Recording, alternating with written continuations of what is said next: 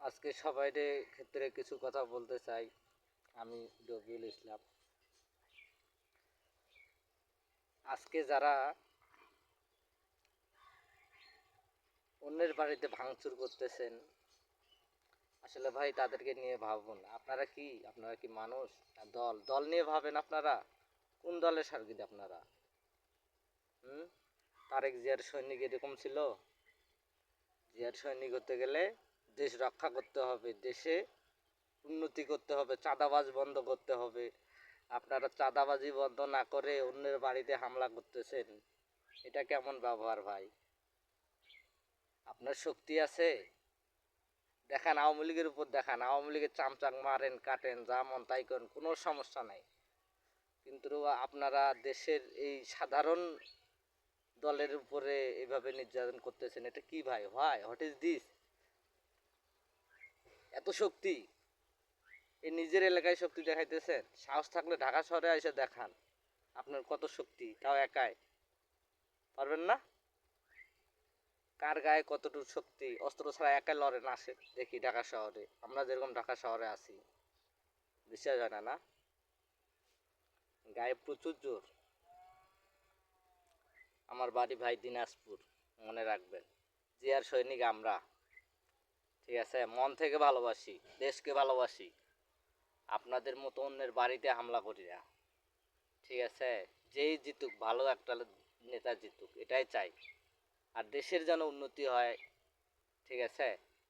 এই চাঁদাবাজি যেন না থাকে, ঠিক আছে? চাঁদাবাজি বন্ধ করতে হবে। আপনারা যারা অন্যের বাড়িতে হামলা করতেছেন, জামাতের বাড়িতে, এনসিপির বাড়িতে, এটা কি ঠিক? হুম? আপনারা তো হচ্ছেন চাঁদাবাজরা আছে না? আজকে বাংলাদেশে যত যেখানে চাঁদাবাজ আছে, বিএনপির বা অন্য দলের সব চাঁদাবাজ এখন কি বাইরে আসতেছে।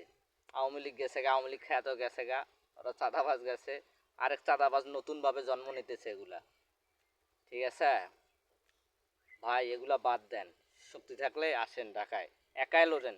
নিজের গায়ের শক্তি দেখাইতে তাহলে একাই দেখান, নিজের শক্তি দেখান একাই, যে আমার শক্তি আছে, বল আছে। মায়ের যদি দুধ খাওয়া থাকেন, একাই আসেন, ঠিক আছে? ঢাকা শহরে এসে দেখান কত শক্তি, ঠিক আছে? আর একটা কথা বলে যাই, আমাদের দলের বিএনপির ভারপ্রাপ্ত তারেক রহমানকে, এখন তো প্রধানমন্ত্রী, আমরা তো অনেক জুনিয়র